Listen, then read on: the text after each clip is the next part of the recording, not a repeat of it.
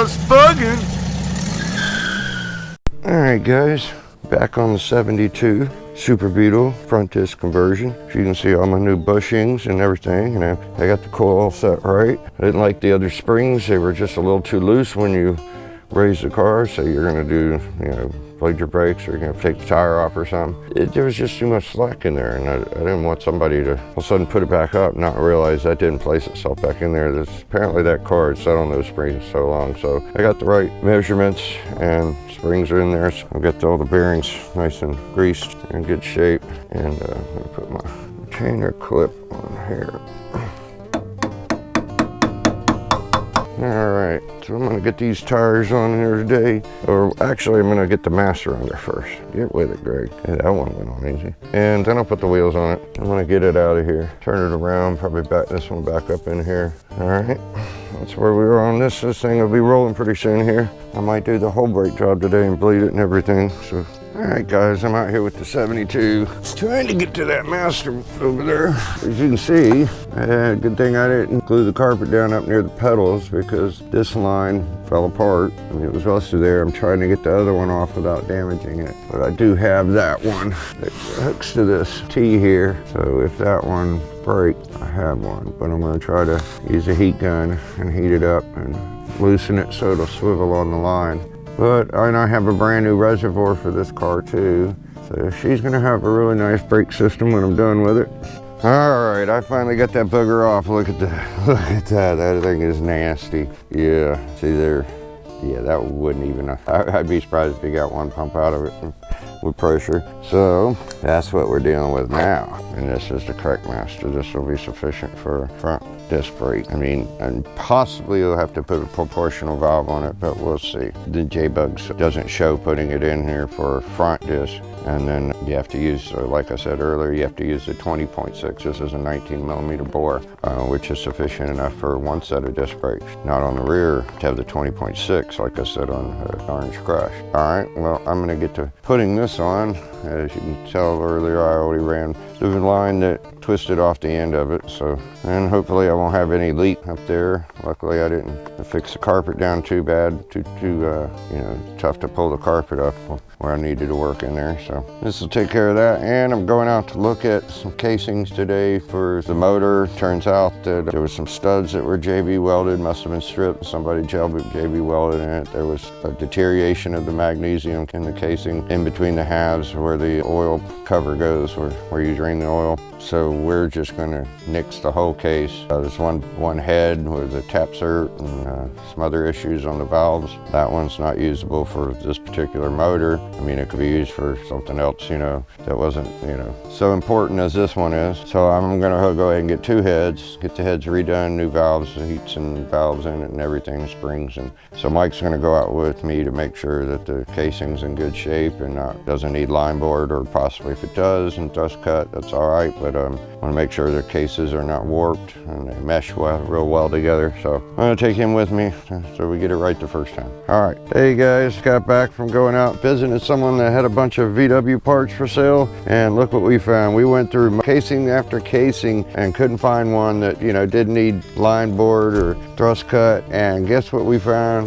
Believe it or not, this is a brand new Brazilian casing. It's never been fired up, never used. So got it for 500 bucks. Not a bad deal. It's gonna be a nice one. That'll be for Allie's car. I won't have to worry about that. These are just some various parts I needed for trike. So got that problem solved.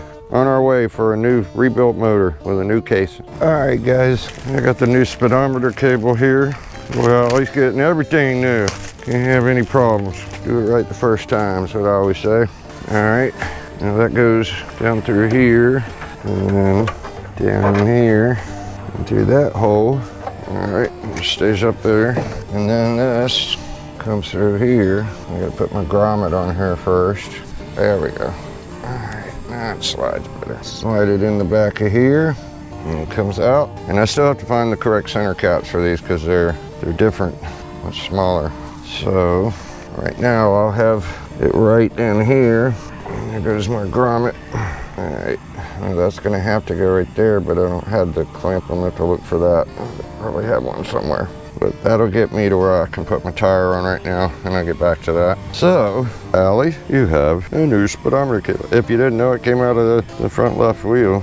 A little square attaches to the center cap, and a little clip goes on there, and as the wheel turns, so does your speedometer. I remember when my son first got his 72 Beetle, he said, "Dad, my speedometer won't work." I said, "Well, go get me a pry bar." So, "What are you doing?" "This is where your speedometer cable goes." "What?" All right, well, that isn't the strangest button. On 54 Ford was like the wiring harness was like 57 inches long, and I was like, what the hell you need 57-inch wire for? Well, they bored the center of the whole entire steering wheel column out, and the wire went right down the middle all the way through a hole in the gearbox and then went to the horn. All right, well, little trivia that has nothing to do with VW Beetles. When I get the tires on there, I realize how far out of line this thing is, but you know, because I've changed everything, and you can see that, I mean, nothing changes on the length of the tie rod end, just so I have the other bars, but that's a good idea to measure them. But look at that tie rod end, it's all the way in, and it's almost in on the other side. And then it's just out a little bit here, and I can't see the other end.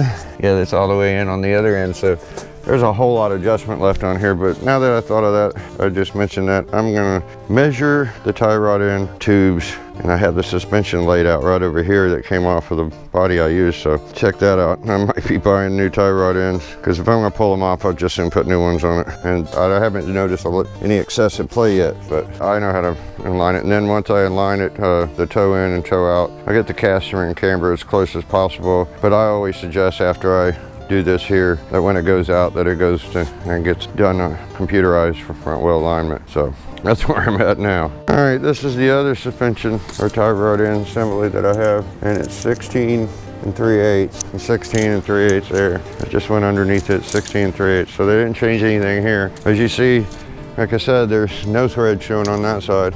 There's barely any over here. I'm talking about on the car. So it's really exceptionally got to come out a whole lot. All right, there you go, sitting on its tires. I got the Casper and cambers are just, you know, slightly adjusted by eye, because right now I'm not on level ground. And I got the tie rod ends out a little bit more. It's a square. I'm gonna do that again, like I said, when I get on level ground, and get the toe in, toe out, and get the Casper camber as close as possible. But that's enough for it right now. That's as far as I'm going to get on today. I'm probably going to go ahead and jack it up on the back and get rims off of it and put these other two on it, and then that'll be it for the day. To get washed up to go find the pieces I need to get her motor exactly the way we want it, not some bandaged up rebuild, so to speak. All right, stay tuned for the 72. Hey guys, it's Dalton. I hope you guys liked the video. If so, leave a like down below, comment, subscribe, and have a just buggin' of a day. Stay safe out there.